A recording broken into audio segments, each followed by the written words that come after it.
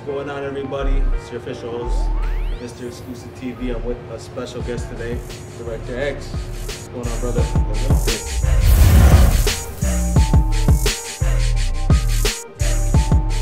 Toronto hip-hop, Toronto culture. We've seen a vast improvement. We've seen a lot of things coming. You know, we got Drake, we got Tory Lanez, P. Rain.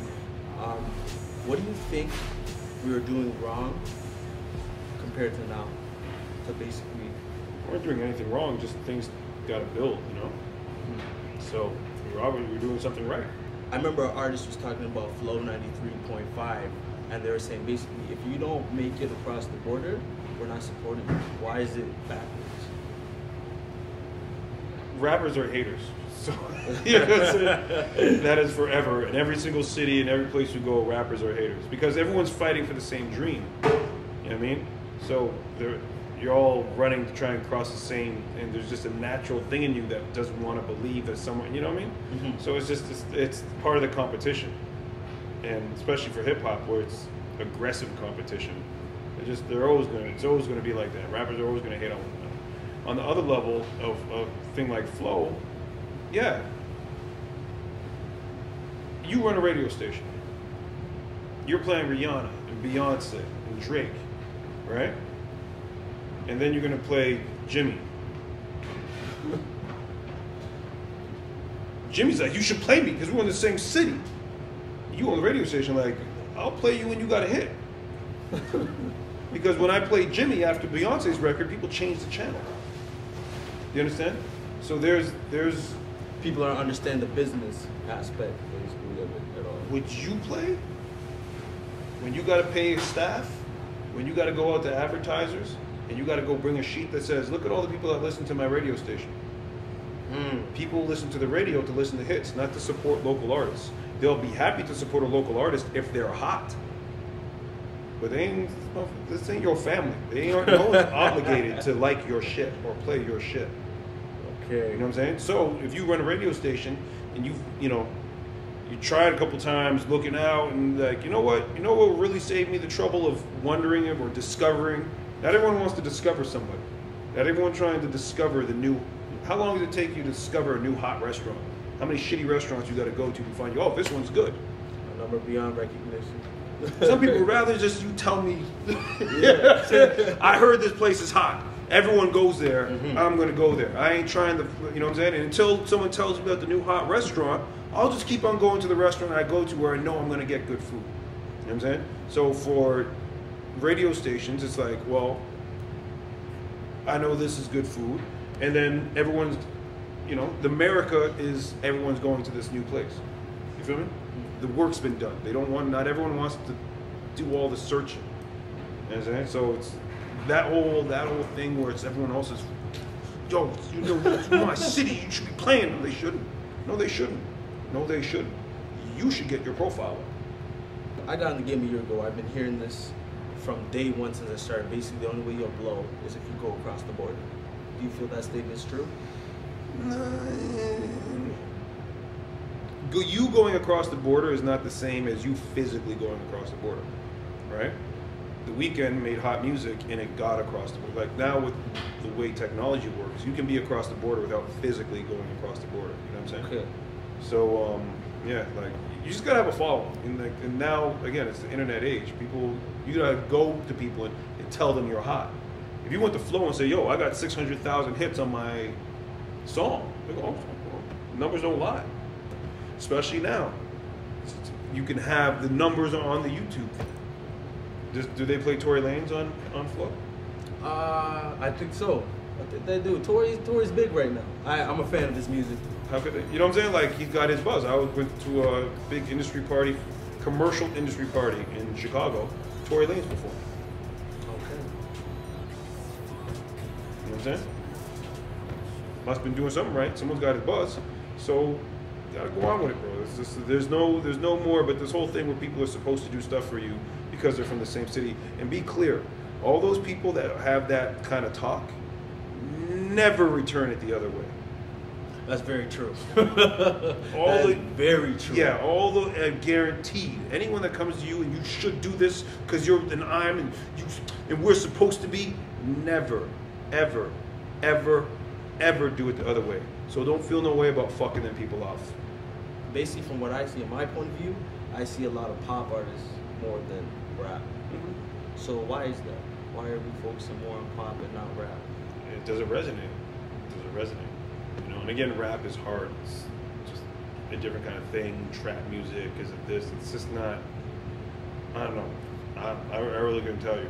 You know, what kind of rap music are you doing? Are you trying to do trap? Are you trying to do rap music that's authentic to you? Are you trying to sound like you're from the South but you're really from here? Or you know what I mean? Like there's all kinds of stuff that could be going on with that, right? You talking gangster shit when no one's like you, who knows how it's going? Where pop music has melody and resonates. Again, you can't. No one's intellectualizing music. No one's like, this rapper is. No one's doing that. People like what they like. They feel music. So if they're feeling it, they're feeling it. And if they're not, they're not. You can't. It is what it is. Now, to speak on higher notes, it's the OVO, Hotline Bling, Drake. How'd that relationship start with you guys? I've known Drake for a while, like, you know, just from around the city. I didn't really know who he was when he was doing Degrassi. I was in America. But after a while, like when you're doing your thing, the buzz builds. So I began to hear about him. And then, no, we met, I think he was 17 when we met, and just still in passing. And then, you know, you just hear, oh, that kid, he's doing this. And then he's getting a little local buzz, and you hear people talking about him, and oh, he's got this song. And then we worked together when he did that I'm So Fly. Oh, okay, yeah, with the right, so I did that video, you know, work with these local kids.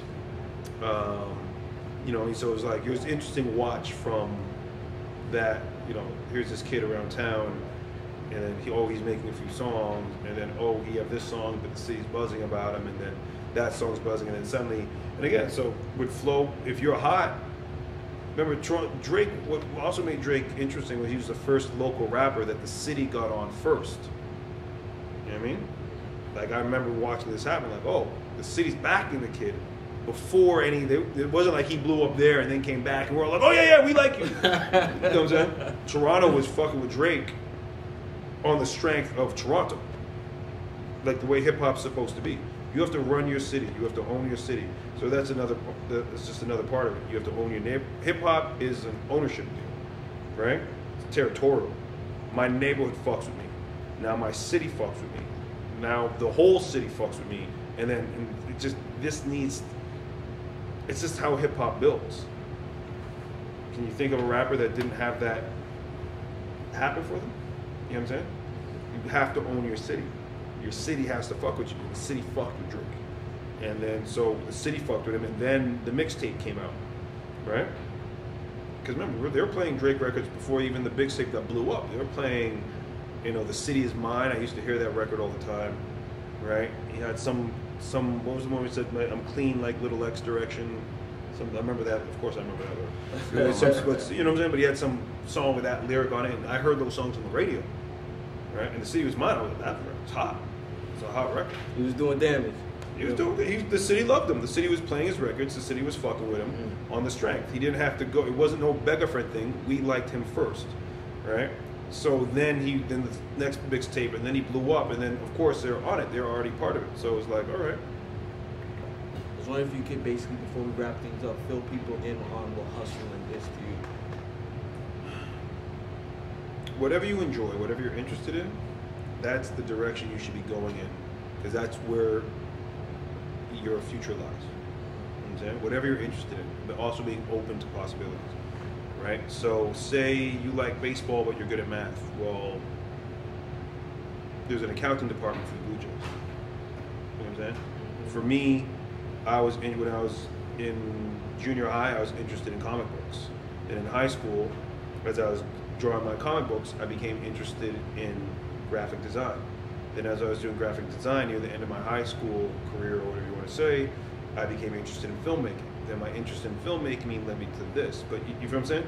So it wasn't like, I do this, and that's all I want to do, and then you can't get tight about it. Your interest leads you to your next, and then you go, so you're just following what you're interested in, and that's going to lead you on the path where you're supposed to be, and allow that the taking, right?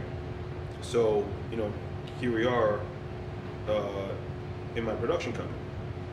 Are you interested in film? There's PA, there's gripping, there's gaffing, there's art department, there's production. Are you really organized and good money, but you know, you don't really fit in the 9-to-5 system? Production coordinating, PMing, producing. Oh, you like to work with your hands. Again, because you're an artist, or you don't fit into 9-to-5. You could be a grip, you could be a gaffer. Are you good with lighting? You like photography? There's like the film industry, the one I come from, there's a world of opportunities for people who don't fit the mold, right? But you gotta hustle to get in. At the same time as it could be the perfect place for you, ain't nobody just like, hey, you know what I'm saying? You gotta hustle it. You gotta really work hard, and then once you're in, and then once you get your groove, you're part of the thing, like, all right, and no one cares where you went to school. And the only thing they're judging you on is the work you put in on set, or the work you put on in pre-production, or the work you put on in post-production. Can you draw? Because, hey, maybe you could do storyboards, right? Are you good with computers and you have an artist? Maybe you could do post-production. There's a whole pre-production side, a post-production side. There's camera. There's a world of things that you can be interested in, that you can get into. Because remember, success is when you can pay your bills doing what you want to do. That's success. Not being rich. That's very successful. That's great success. That's, you know what I'm saying? That's another level of success. But success starts the moment your bills are paid by doing what you want to do. You're successful. You know what I'm saying? Then you can climb the ladder to being a gazillionaire. But there's a world of people who are very successful. Right now, as we speak, in Toronto, there are film crews shooting, and every single one of those people that are paying their bills, doing their job, are success stories. You know what I'm saying? Bam. I can't. You got me speechless right now. There you go. You know what I'm saying? That's how you wrap it up.